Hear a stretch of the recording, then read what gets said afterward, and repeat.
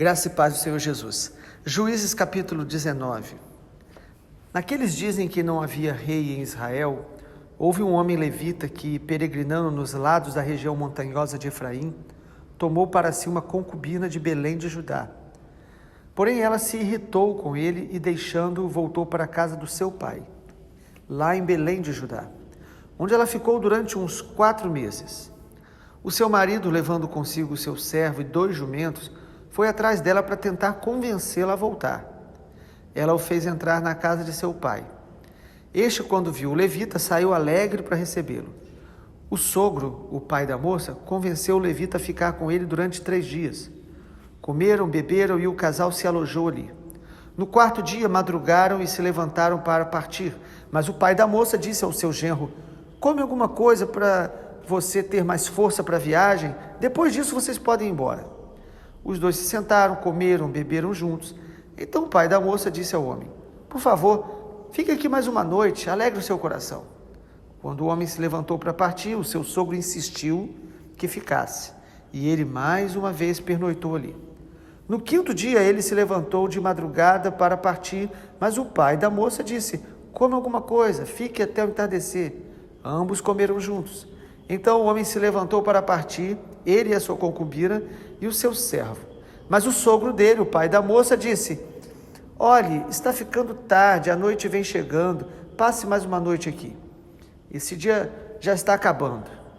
Passe aqui à noite, alegre o seu coração, e amanhã de madrugada vocês podem se levantar e viajar de volta para casa. Porém o homem não quis passar ali mais uma noite. Ele se levantou, partiu e chegou até a altura de Jebus, isto é, Jerusalém. Com ele iam os 2 jumentos encilhados e também a sua concubina. Quando chegaram perto de Jebus, o dia já estava chegando ao fim. Então o servo disse ao seu senhor: venha, vamos sair da estrada e entrar nessa cidade dos Jebuseus, passemos ali a noite. Porém o seu senhor disse: não vamos entrar em nenhuma cidade estranha que não seja dos filhos de Israel. Vamos um pouco mais adiante até Gibeá. E continuou: venha, vamos a um desses lugares e pernoitemos em Gibeá ou em Ramá. Assim passaram adiante, continuaram a viagem. O sol se pôs quando chegaram em Gibeá, que pertence a Benjamim. Saíram da estrada para entrar em Gibeá, a fim de que nela passassem a noite. O levita entrou, se sentou na praça da cidade, porque não houve quem o recolhesse na casa para pernoitarem. Eis que ao anoitecer, um homem velho estava voltando do seu trabalho do campo. Ele era da região montanhosa de Efraim, mas morava em Gibeá. Os outros habitantes do lugar eram benjamitas. Quando o velho ergueu os olhos, viu o viajante na praça da cidade, perguntou: para onde você está indo? De onde você vem? O levita respondeu: estamos viajando de Belém de Judá para os lados da região montanhosa de Efraim, de onde eu sou. Fui a Belém de Judá e agora estou de viagem para a casa do Senhor. Ninguém me recebeu em sua casa, embora tenhamos palha, pasto para os jumentos, também pão e vinho para mim e para esta sua serva e para o moço que vem com estes seus servos. Não nos falta nada. Então o velho disse: que a paz esteja com você.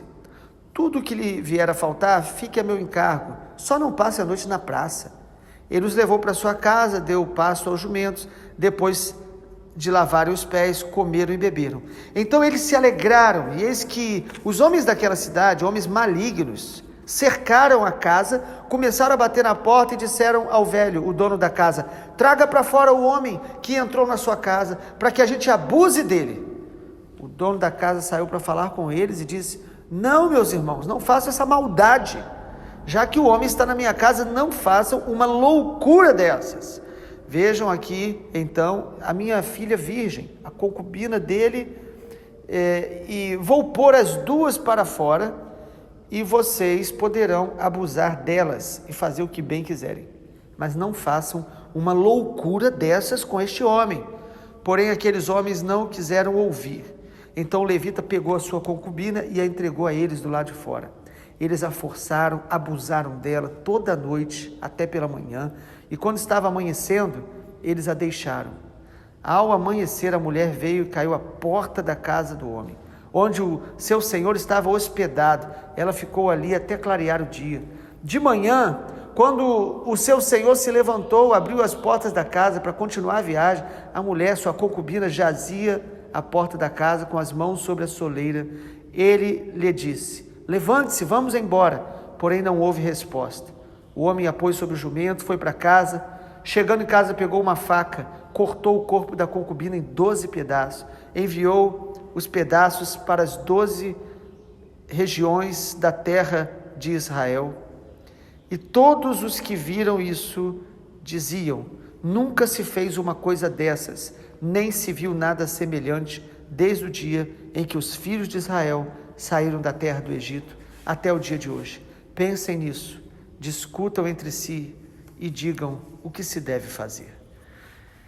Há textos na Bíblia que a gente, quando lê, a gente realmente se assusta com o nível de violência. Isso é uma prova de que a Bíblia não foi escrita como um livro fictício, de poesia, mudado pelos homens para poder agradar as pessoas. A Bíblia é a palavra de Deus registrando atos de homens de Deus e também registrando atos de homens e de sociedades que se afastam do Senhor. A capacidade do homem praticar a maldade quando ele está longe de Deus. O livro de Juízes, então, é justamente esse tempo onde Israel estava na apostasia, sem nenhum temor de Deus e sem lei, sem referência da verdade de Deus.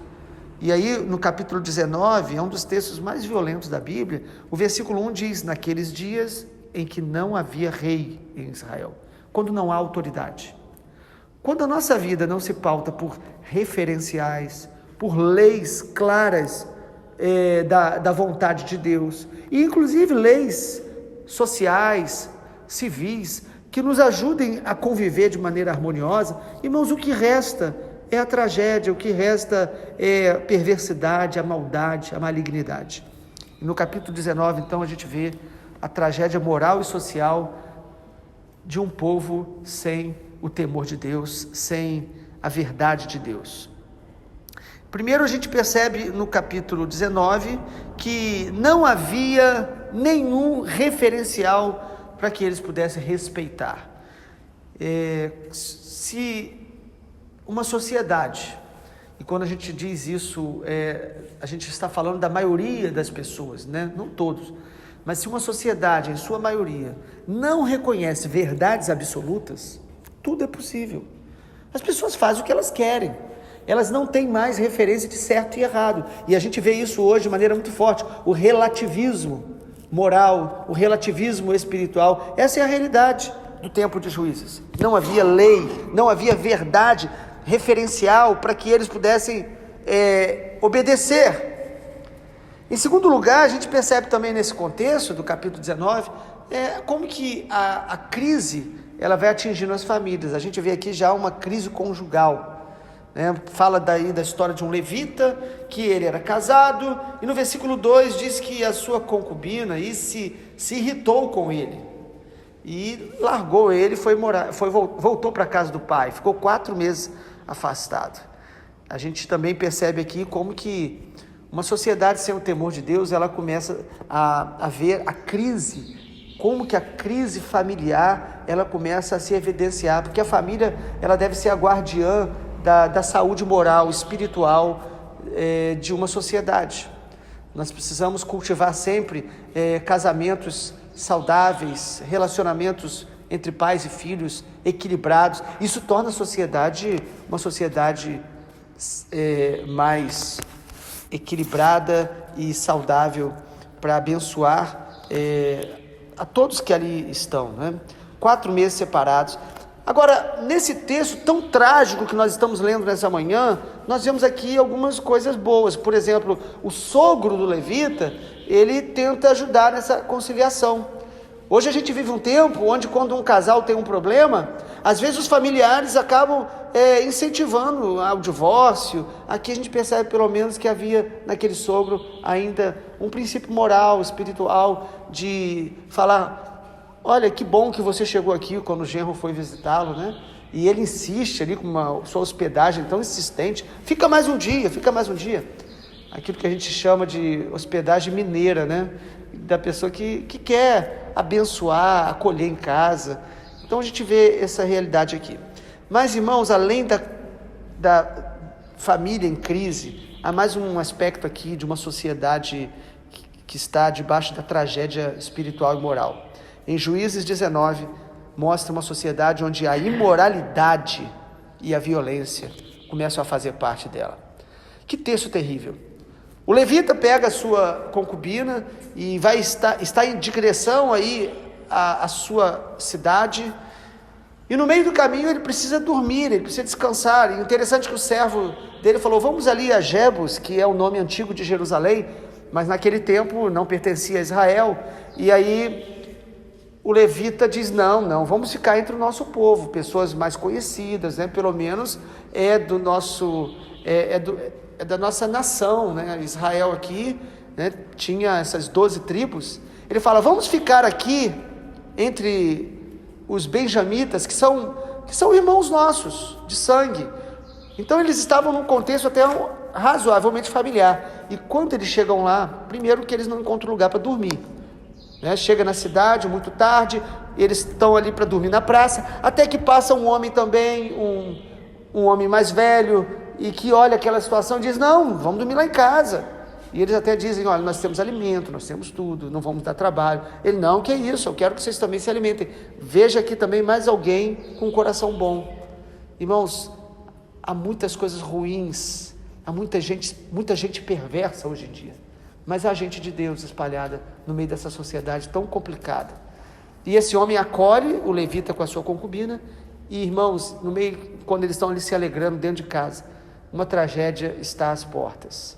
Os homens daquela cidade, sabendo que tem visitante, vão até aquela casa e não apenas eles querem praticar uma violência, mas eles dizem: nós queremos abusar do levita. Homens querendo abusar de homens. Aí você percebe como que a perversão sexual, como que a distorção do ser humano, quando ele age movido por desejos malignos. A Bíblia diz aí que eram homens malignos, além do desejo homossexual, um desejo perverso, porque aqui fala de um estupro. Eles queriam realmente violentar aquele homem, e era um estupro coletivo. Homens se juntam para estuprar um homem, movidos pelo desejo, pela malignidade, porque, irmãos, o pecado, quando a gente não realmente confessa, deixa, luta, clama ao Senhor Jesus a libertação, ele só vai levando o homem para cada dia uma realidade pior. A pessoa vai se tornando cada dia mais destruída em sua identidade, em seu caráter. Eles foram movidos aqui por um desejo sexual pervertido, uma cultura de homossexualidade. Sabe, irmãos, a Bíblia fala que nós seremos tentados em muitas coisas. Todos nós, inclusive nesta área, pode haver sim, pessoas que vão ser tentadas, mas a Bíblia diz que nós devemos resistir ao pecado, lutar, seja ele o pecado do adultério, seja ele o pecado do ódio, seja ele o pecado em qualquer nível, o pecado da homossexualidade também. A Bíblia fala que nós devemos realmente considerar que é pecado contra Deus. E você percebe que eles fazem a mesma coisa que em Sodoma foi feita? Porque lá em Sodoma os homens queriam abusar também de um homem, algo que é contrário à própria natureza, porque Deus criou homem e mulher e os fez ter atração um pelo outro. Mas quando a nossa natureza, a nossa identidade, seja pela nossa formação, influência cultural, ela começa a ficar distorcida, irmãos, há pessoas que se relacionam com animais, acredite, e elas querem se sentir aprovadas pela sociedade. Há pessoas que se relacionam com seus filhos, e elas dizem que qual o problema? Há pessoas que querem abusar de crianças. Tudo isso é a deformação espiritual, moral de uma sociedade que perdeu o temor de Deus, que se move pelo desejo, que se move pela cultura, porque aqui você percebe que essas coisas são impostas na cultura. E culturas, elas influenciam homens. Homens fazem cultura, e cultura também faz os homens daquela sociedade. Que coisa terrível, irmãos. Aqui há uma mistura entre imoralidade, perversão sexual e violência. porque fala de um estupro.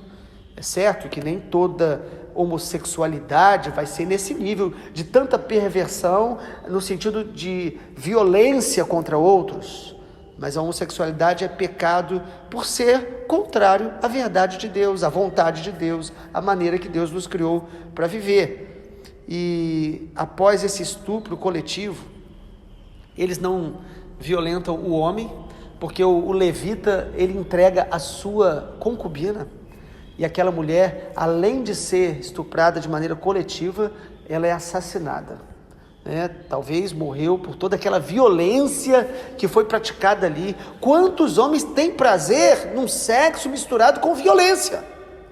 É a deformação moral espiritual, em que os demônios estão ali incentivando essa desgraça que até hoje nós ouvimos falar, não raramente, e em quase todas as nações. E essas notícias de vez em quando chegam a nós e nos chocam. E em último lugar, irmãos, a gente, para concluir aí essa realidade espiritual que Juízes nos mostra, de uma sociedade sem o temor de Deus, a gente percebe aqui que essa tragédia que acontece, ela traz um grande choque, um grande terror sobre toda a sociedade daquele momento. Quando o levita vê a sua concubina morta, ele fica tão desnorteado, tão apavorado, que ele corta o corpo dela em 12 partes e manda para as tribos de Israel, para mostrar a realidade do que estava acontecendo com a nação. Uma nação que foi chamada para ser uma bênção para todas as nações, uma nação escolhida por Deus, e eles dizem aqui, nunca se viu algo tão terrível quanto isso, desde quando a gente saiu do Egito. O homem, quando vai se entregando à iniquidade, ele vai sendo capaz de fazer cada dia coisas piores, a sociedade vai se tornando cada dia pior, e infelizmente, irmãos, essa é uma realidade de hoje. A Bíblia diz que no final dos tempos, os dias serão trabalhosos, os dias serão difíceis, porque os homens serão amantes de si mesmos, eles serão blasfemos, eles serão rebeldes contra os seus pais, eles serão orgulhosos, e isso vai levar a sociedade a este caos.